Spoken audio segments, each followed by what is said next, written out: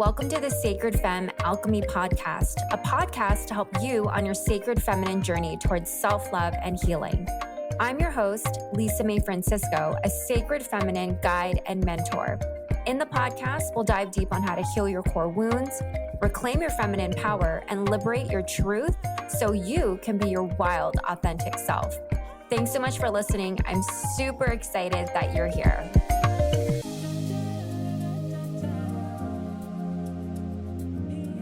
Hey everybody, welcome to the Sacred Femme Alchemy podcast. Today is another fire episode for the Sacred Femme Alchemy podcast. Fire episodes are 30 minutes or less. And it was so interesting because I am actually recording this on the day that I'm going to release this episode. And I was talking to my dear new soul sister, Jessica Huang, and she and I were recording an episode. So she has another podcast also. And I was telling her, like, why don't we just record one episode for both of our podcasts rather than creating two episodes where I interview you, you interview me. And so it gives an opportunity to kind of just riff off each other, have an open conversation, and just be on each other's podcasts and have this really nice conversation where people feel like they can just kind of tap in as if they're eavesdropping on friends. And I was telling her that in the very beginning of my journey of podcasting, I would script everything out. I would read it as if I was actually speaking. I mean, obviously there was no video, so you couldn't necessarily tell. And then eventually got to a point where, oh no, I'm actually just going to share what's in my heart. You know, it was an outline that I was sharing. And then now it's just, nope, just fuck it. Just, share what you want to share. And I think a lot of times, especially when you're starting out or any creative expression that you have, there's just this resistance of not wanting to seem imperfect, wanting to seem put together, because there's this idea that if I am not put together, then no one's going to want to listen to me. They're going to have all these judgments about me. And this month has just really been about how to embody the wild woman archetype. Literally, I don't give a fuck. As long as I'm sharing and speaking for my truth that I am aligned to and attuned to and in accordance with, then that is okay with me. And I do want to share it, right? It's like, how can we be perfectly imperfect and show up in the world? Because the picture that we paint and even just the content and the curated stuff that we put out there just inhibits people from even sharing their truth because they think, oh my gosh, this person looks perfect or how they're speaking is perfect. And I remember in my podcast program that I did with Chelsea Rive, shout out to her and Mic Drop, she said, you know what, any person that has a podcast out, go back to their very first episode.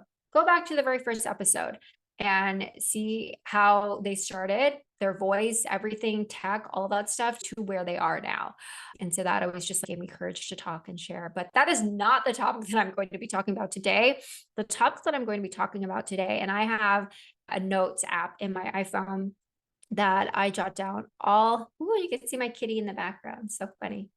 That includes all these different inspirational show topics that I have of, oh, that could be a really good, interesting podcast episode that I want to dive deep on, all that stuff. And today I was thinking about, okay, so out of the three, which is the one that I feel very alive and true and real that I do want to share about? And the one that came up was about the first year in my relationship. And I don't share too often about my relationship just because I respect my partner's privacy and he's a very private person. But with this episode, I'm going to share more of my experience and my perspective. Obviously, he has his own experience and all of that stuff when we first started dating. But what really inspired this conversation was when I was speaking to a girlfriend who is also in the beginning stages of her relationship. And it kind of just made me reflect on my own and really have that moment of, oh my gosh, I have come so far. And my partner just left for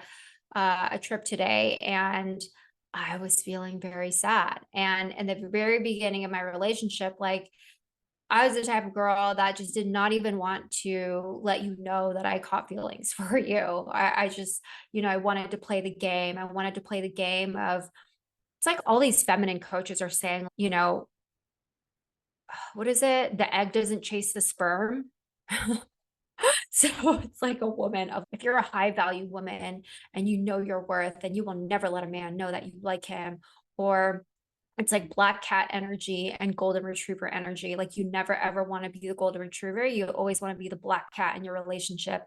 And I mean, it's funny because that's how I am. I'm like literally my spirit animal is a cat. I'm such a cat, and my partner is a golden retriever, but it wasn't necessarily like the way that I wanted it to be because that's what someone told me to be on TikTok, right?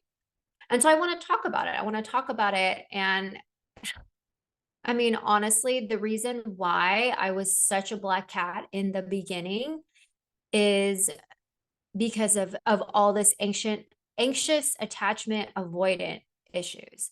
And I know there's so much content around attachment styles and systems. I am not going to go into that. You can do your own research with your therapist on TikTok or Instagram or Psychology Today or whatever, but there's just so much content about that. And I just really want to share about my experience and how I've just really kind of had this transformation of being so repressed and closed off and shut down and so afraid of intimacy to just fully blossoming and kind of being in this really healthy interdependent relationship that I honestly did not even think was possible for me. And so, if anything, I just want to share this to give you hope in your life. And I think if anything, the direction of my business of what I'm going more towards and towards is obviously it's like women on the sacred feminine journey of coming back home to their feminine essence, but really thinking about those markers in our lives, right? So going from or maturing in your maiden archetype, and your innocence of really learning through the wild woman archetype to not live for other people, but how to find your own voice, how to set your own boundaries. How do you learn to live a life that's courageous and attuned to your own truth, even if it means disappointing others, and fully letting go of that good girl, dutiful daughter, nice girl, all of that stuff, and really stepping into your own. And then the next phase that I see is women that are on this journey to wanting to become a mother. And what does that what does that entail? And that's the point in my life where I feel now where I'm on this journey of where I really want to be a mother, but what are the emotional and qualities and attributes that I need to embody to set the foundation to welcome a child into the relationship we have, into the home that we have, and really learning how to be in partnership with someone, right? What does it actually take? What does it look like? How much more can I de-armor within my heart to let someone in so we can have a flourishing relationship and foundation to have another spiritual being in our little container, in our portal, in our bubble. And so that is what I'm going to talk about of just how the first year was in our relationship. And now really awakening and coming to this idea of, oh yes, I really do want to become a mom. And what does that look like? And so yes, that's where we're going to go today. And so I remember we're almost going to hit 3 years, which is wild to me. I feel like time just moves so fast. I was like, babe, I feel so old now. And so I just remember, and I have mentioned it in other episodes where, we were living in this fantasy bubble. I was living with him in Denmark for a couple of months and, because you could work from anywhere all over the world. But for me, it was about, okay, I knew there was an end date to us living together before I moved back to the States. And it was like, you didn't really have to be, in the relationship in the day to day of what it actually looks like. It's, those people that are in long distance relationships, right? It's you have your time apart, but then all of a sudden, if the person moves in with you, you're like, oh shit, like the longing for each other. That's part of the relationship. What does it look like in your day to day? And I often work with clients who, and this is myself included, who have this perspective of, oh my gosh, long-term relationships. What if I get bored with the same person? That's boring. I want something fun. I want something exciting, and exciting meant being more drama filled. And that's why I would probably choose people that didn't like me, because it was like the chase and wanting to earn their love and all of that stuff. But in actuality, it was because I thought, long-term relationships were boring. And I remember speaking to my therapist at the time, and she said, There's so much magic that happens when you're with someone in a healthy relationship. And that's often the advice that I do give my clients. And that's the perspective that I do offer of being in a relationship where I'm able to like fully blossom, where I'm saying, like, oh my gosh, this is so magical. I love this. This is crazy. I never thought that I would be the type, because I would often go on dates and think, oh my gosh, I would never think of, oh, if I want to see this person again. It was more of, oh my God, what if I'm supposed to be with them forever? Ew, ick, ick. And I think that's why for a long time, I didn't necessarily have long-term relationships, is because I always was speaking in the finality and like fatalistic thinking and all of that of, oh no, you're trapped. You are trapped. And then realizing, oh no, like being steady, being calm, not having drama, not fighting. That's actually really good for my nervous system. And I like that. And a lot of people who really enjoy the drama, it's because you need to reset your set point, right? So growing up either in a dysfunctional home, you're very used to the up and downs, the volatility, the arguments, the fighting. That's your model for what it looks like to have a quote unquote healthy relationship. And think about it. How often do you fight with your partner if you are in partnership? Or do you prefer a partnership where you're fighting a lot? I mean, God forbid, I was watching The Notebook when I was younger. I think it came out when I was in high school, but they would fight all the time. Was it Noah and Allie? They would fight all the time. And I just thought, oh wow, it's so passionate, so passionate. Oh my God, no, thank you. If someone is filled with drama, I'm like, no, leave me alone. I get my drama fix from celebrity tabloids, reality TV shows. I mean, honestly, that's probably like one of the content in my algorithm that I do get from TikTok is reality, celebrity reality, du moi. But I can't handle that in my personal life anymore. I'm just like, no. And being Filipino, we call it chismis. So that's so embedded in our culture, which is so funny. But, I remember at one point, for me, it was, oh, well, if it was like a test for my partner that if we fought a lot, then we made up, that somehow we would have a more passionate relationship, or that's just like what my thinking was. And I remember at one point, like we would be fighting like once a week when we first moved in with each other. Because obviously when you're in an international relationship, it's kind of like you expedite it 10x. The dating was just like visiting each other in each other's countries, and then all of a sudden it's okay, if we're going to make it up work, like one of us has to actually move to the other country.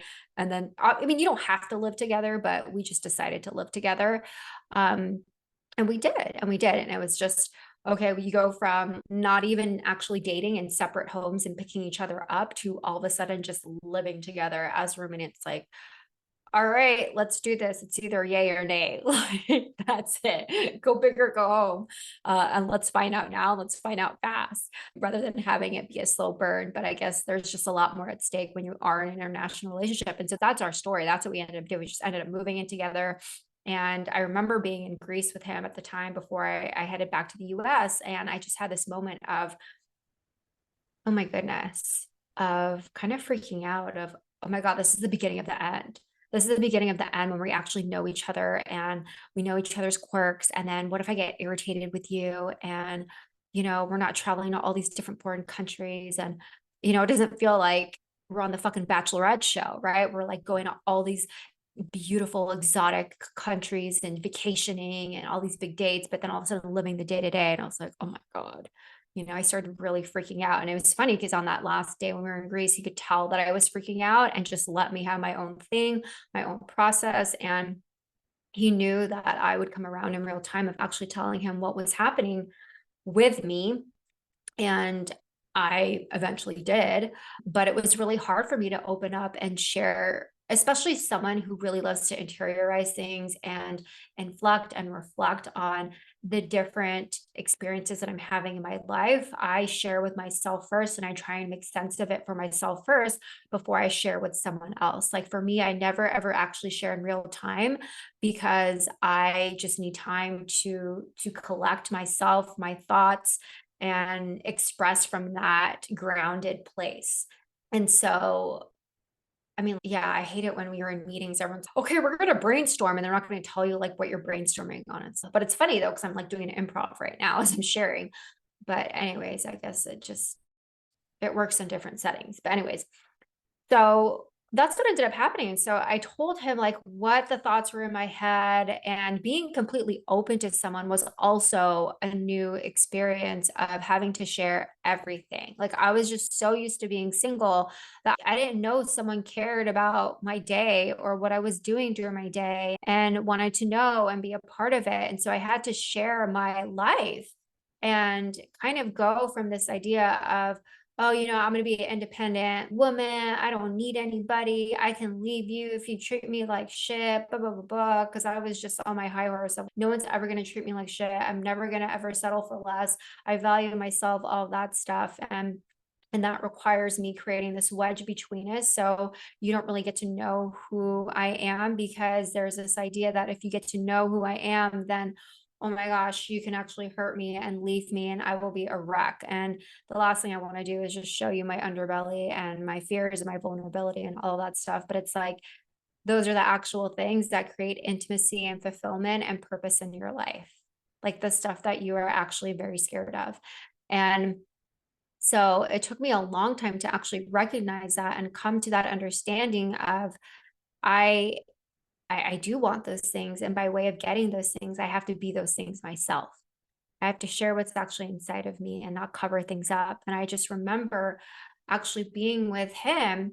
There was a lot of trauma that came up from being, in a relationship with my ex, and what that looked like and how that showed up in our relationship and projecting that onto him, but not being able to tell him real time, but then having to be able to process that on my own. And it was just a very difficult experience that I had. And so eventually, what ended up happening was over time, learning more and more. And, you know, it's one, I will always say when you are on the path of spiritual growth, sacred feminine work, coming to your own home, connecting to your own heart, being and leading with an open heart and being vulnerable and just having more intimacy in your life. It requires so much self-awareness. Like the number one thing that you have to cultivate on this spiritual path of wanting to change is self-awareness, right? Self-awareness, which can often be strengthened through meditation, right? Having that observer mentality of not being in the act of being reactive to everything, but noticing, oh, this is actually triggering me. What is going on here? And not reacting to that experience and feeling like you have choice. Because when people say, oh, I feel like I'm just so emotional and I can't control my feelings, it's because you're not really practicing self-awareness. And so, in order to have self awareness, it requires you to often reflect on your behavior. And the reason why I was so inculcated in my mind and my brain was because of 12-step community. It's every single night you had to do these nightly inventories. And I sent it to a mentor of mine, like every single night of, okay, this is what happened. This is why it happened. These are my attributes, that my defense mechanisms that kept coming up and blah blah blah, it stems from this. Like I did that for fucking 10 years 10 years straight. And I'll still, and it's become so ingrained in my life and my personality and the way I operate, and it's helped me attune to not only my needs but then also understand like where people are coming from, if they're acting reactive, all of that stuff. And so being able to be aware of what was going on with me and being able to share that was definitely a tough, challenging part of our relationship. And, it doesn't necessarily like, sure, that is an attribute that you will need to have when you want to deepen your connection to self, deepen your connection to source, create any sort of change for yourself. And I just remember having these thoughts and these feelings happen and just letting it come up and flow out of me and through me and working through it and trying to not bottle it up, but still having an experience where this image that I wanted to project, this brand that I wanted to protect and project was kind of shattered. Because when you're in a relationship, they see everything. They see everything, especially if you're living together. You can't hide things. Fighting is inevitable. And then it's funny because then you look back, you're like, what were we fighting about? Why? And it's because, oh, my part was wounded. And I even taught my partner how to speak to me or how to speak to my inner child because he does not know that stuff. And that's when I was really hardcore diving into like inner child work. And I said, this is how you speak to little Lisa. This is why I'm upset because little Lisa feels this way, blah, blah, blah. It was so funny.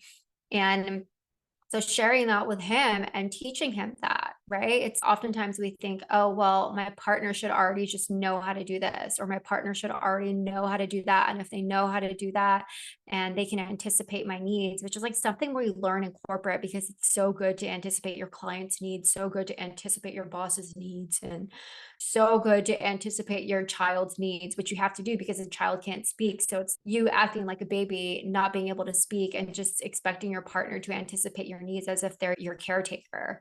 But it doesn't work that way. You're both adults. You need to stop the narrative of this person is going to fix the mom and dad issues that I had. And it's actually making me think, differently too about the provider mentality. Right. And I know there are so many women out there who are like, no, I want my man to be a provider. But I'm coming to the terms of what does modern provider role look like for me? What does it look like to be an equal, not necessarily like men and women are created equal because we are not. Women operate very differently. We have different cycles, we have different hormones, different emotions, and like the society has not built us up to be equal to each other. But that is a whole other topic. But yes, it's really helping me look at and think and reframe and define how do I want to step up into this relationship, and what do financial responsibilities look like? Right? What is something that's antiquated versus something that actually works for us? Where does the wounding come from? And so, being able to work through that with a partner and being able to, first of all, understand yourself and your makeup and where it comes from and all of that stuff is so, so, so important. But also making room for change, for modification. And it's so funny because as I'm talking, like right outside my window, oh my God, it's so cute. There are these two birds that are cuddling each other. So I'm talking about relationships. It's so freaking cute. Anyway, got so distracted. They're like nuzzling in each other's faces and kissing each other. But anyways, I just, sometimes there, and I'm not a psychic, right? I'm not like, oh, well, you should push through, right? Because I know there's a lot of advice about relationships saying if it gets hard, you should just push through. And it's all about choosing to love each other. And I am not here to tell you what's right and wrong. And if this is what your relationship looks like, you should do this. If that's what your relationship looks like, you should do that. No, I'm just sharing my path, what worked for me. I mean, take what you like, leave the rest. I'm not some fucking guru who's going to tell you this is the right path. It's okay. This is what I did. This is what worked for me. And I'm in a healthy relationship. Like you can try it, sure, but I'm not saying it's the end all be all. It's not the fucking formula for how to have a successful relationship, because by all means, we're not perfect. We are not. We're learning at the same time. Granted, it's the most healthiest relationship that I've ever been in. And if I like didn't know who we were and I saw us or I knew us as friends, like I would like the model of our relationship because he's very loving to me and he respects me and he treats me like a goddess, honestly. And all women should fucking have that. If your man is not treating you like a goddess, then fucking leave him. Like you don't need to convince him that you are, because you inherently are, and the way you act and the way that you carry yourself, the way you think about yourself, all of those things. The right person will see that and treat you as such. And that's contingent upon how they treat themselves or their relationship with other women in their life. But anyway, I totally feel like I was so tangential on that, but I just wanted to share that. But anyways, what ended up happening is, or not what ended up happening, it's just more of, you know, I think there is the idea of choosing, and I get this a lot, right? People that will often say, well, I should probably be in a relationship because there's more lessons that I need to learn. And I don't know what the expiration date is in your relationship, right? But I will know, what I do know for myself is that I would never try to make it work with someone where I knew it was toxic. And toxic to me means you're having an up and down relationship where it's very volatile. If you do not feel, if I had asked you, okay, do you feel safe to bring your child into the like to bring a child into the relationship because there's volatility and fighting, and you said no, then why are you in the relationship? People, first of all, they think that they can change other people. They think that they still have karmic lessons, or they felt like they put in so many years and they don't want to start over, or it's like financial reasons of why they don't want to be with the person. And I don't know, that just sounds really miserable to me. And I always knew for myself that I was willing to walk away from anybody that didn't treat me well because I was in a relationship like that and it was horrendous. And now that I look back, I'm like, thank God that relationship left. And it's interesting because I've been working with a goddess Kali, Hindu goddess Kali, and she's all about destruction and destruction at the set point so you can create the foundation for this new path and like new way of being in your life. And even though it actually looks like it's terrifying, it's actually, with any beginning, there is destruction and reconstruction, right? And so sometimes she may look scary, but in actuality, it comes from fierce love. And there is this exercise in the book by Sally Kempton in Awakening Shakti. And she had said, reflect back on your life of all the experiences where you were broken up with, if you had any types of challenges, and just see how the divinity worked through you or worked through you in that relationship. And it's, oh my God, I totally felt like I was rock bottom at my knees. And that was Kali's fierce love working in my favor. It was her divine grace to allow me to have this path of dating all these other people, really working on myself. What does it look like in relation to other people? Who am I in relation to other people in order for me to find who I am and awaken to my own divinity and to be in this relationship that I am in now? And so even though it's difficult and you're like, oh my gosh, I don't know what to do. I don't know what's happening, or it's very hard to be in a relationship. And I mean, mind you, I did like stuff that I'm not proud of, just like withholding or silent treatment, just because I didn't know how to express myself. I didn't know how to express myself because I was in my righteous anger and martyrdom, and I was just withholding, and I wanted to be spiteful and I was resentful. And, if anything, I will always love the fact that my partner is not a fighter, he is a lover. Whereas he just always wants to be in love, not because he's uncomfortable fighting, but because it's not in his nature. Right. And that's something that I learned that, it is in our nature. And, it's something that I've learned that it's easier to be in my anger. It's where I feel safe. It's where the anger creates this crusted, like shell like armor for myself where I don't have to be exposed. Because telling you, and behind the anger is hurt and sadness. Just always remember that. Eventually you get to a point where you defrost yourself and you realize, oh shit, I'm actually sad. I'm disappointed. I'm upset, and all of these things. And that's like when the tears overflow. But it's, I cannot remember if I said this in a podcast or not. I don't know, but I'm going to share the story again.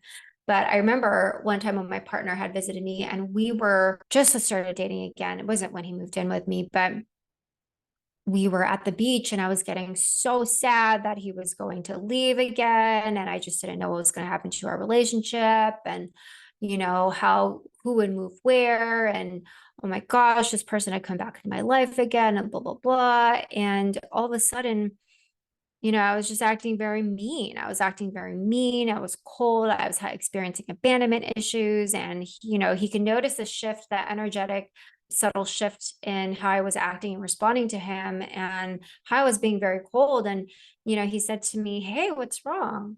And so I finally told him that I was getting sad. And he said, I can't relate to you what you don't share with me.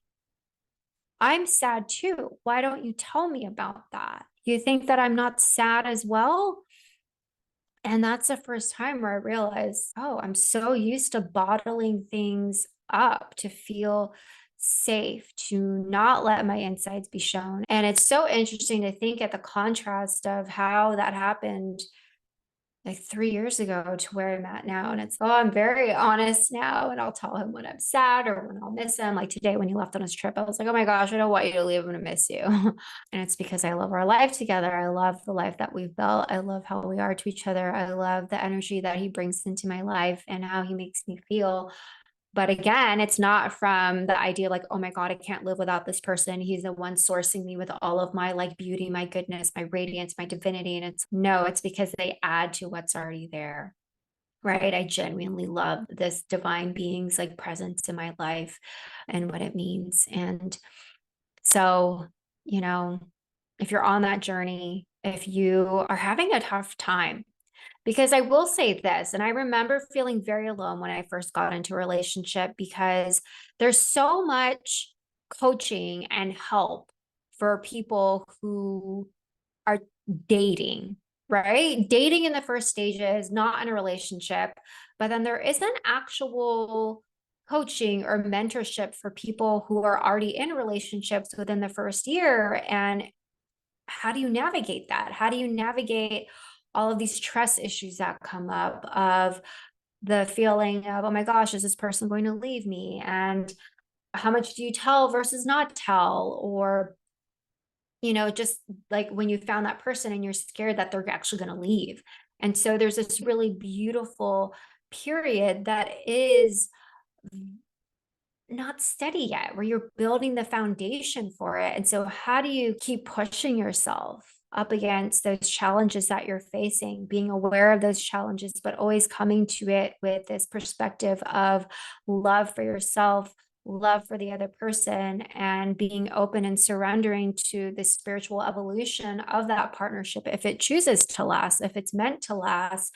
And how do you do it in a healthy way where there isn't resentment or spitefulness or projections, right? And being completely open with non-attachment and love. And I just did not find that. And I just remember craving that so much. So like I had two different therapists. I had one person help me with EMDR, just like the different trauma that was coming up. And then I had my other therapist that was just like talk therapy through, through that lens. And it, yeah, it was wild. But, eventually we got to a point where I was in it and it was one of the hardest things that I experienced, but I'm very grateful that I kept chipping away and going up the mountain and working on it, because as soon as I realized that I had nothing to fear, it's kind of like when you're about to make a decision and you're so caught up in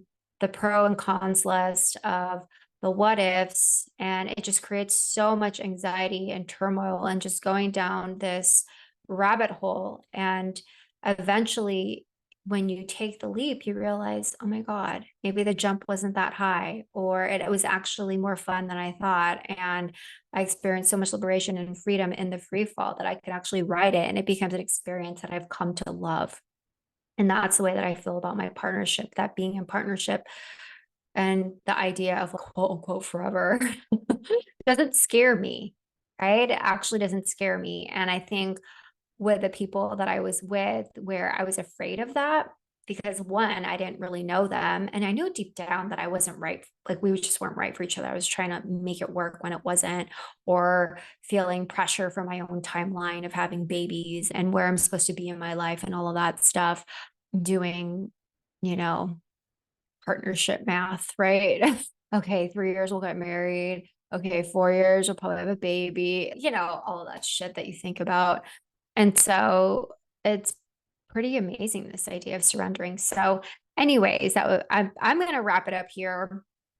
This little quick fire episode, but I just want to share my journey of, you know, really being in this other place of feeling really into my abandonment wounds, to really working, doing the inner work, really trying to embody and be open to those experiences. And time is on your side when you're doing the inner work. You can't bypass it. You can't fucking quantum leap this, right? You show up every day. You show up for the lessons, be grateful for the lessons. You try to see the divinity in each of it. You understand that it's actually working for your highest evolution, because those are experiences. It's a contraction and expansion in that duality of experiences and feelings and sensations, right? Knowing that beyond the contraction, there's always going to be an expansion, right? And then you're in control of the timeline of when you experience it. So every time you see an opportunity to change or challenge coming your way, you say, yes. Okay, let's get to work. Let's do it. What else do I need to heal to move through and unblock in my life so I can actually manifest the things that I desire? Because that's how you manifest faster, is by working with the blocks that you have and being aware to those blocks and knowing that there is a way through every block. And so you can do it. I believe in you. I have faith in you. If you want help in it, that's something that I would love to do. And this is for someone who is ready to who's already put the toxic relationship down, right? I'm not going to work with you and make your toxic relationship work. I don't do that. I work with you, someone who understands, no, I deserve more. I want more. And this is a new path that I want to forge. Help me get there. And that's who I worked with a lot last year when I was in my self-love, inner child healing coaching niche. That was really about working with women who wanted to do inner child healing, who wanted emotional intimacy, who wanted a healthy partnership, who wanted to choose something different for themselves. And I just loved doing that type of work, of really just women who wanted that, right? Who saw a different life for themselves and really actually wanted to be in that space of wanting more because they knew they were worth more. And so if that is you right now, or if you're embarking your first year in a relationship and you're like, oh my gosh, what the fuck do I do? And I learned this in 12 step also, of you think you're healed, but that's because you're on your own solo journey. But really test and see your actual spiritual work when you're in relationship. There's a lot of women claiming like, oh, I'm waiting for my king, but it's as soon as he comes, are you going to be ready? Right? It's so easy to just do the inner work by yourself, but then as soon as they come, are you actually ready? And so it's miracle growth for all of the things that you need to work on. That's definitely going to be tested. And I personally find it harder to be in a relationship while you're getting triggered versus like when you're just dating and you're not really in a relationship, because you can retreat back into your own space and then talk to them a couple of days later. But this is actually in real time. And what do you do? And so I love helping women with that, and as I mentioned in the very beginning of the 3 different phases, and, this episode is really about the phase of women who want to be in partnership, right? Women who are maturing from that maiden phase, who want to have a family with someone. And what is like the necessary steps to take to actually get there and be in partnership? And what does it look like? Sure, you've done the inner work, but now what do you do? Right? Now what do you do? So I have one-on-one coaching, one-on-one mentorship, 3 months, 6 months containers. Would love to help you. DM me, reach out to me, email me. I have it in the show notes, how to get in contact with me and all of that good stuff. But thank you so much for listening. And I will catch you all next Monday with another release. All right. I'll talk to y'all soon. Have a great week. Bye.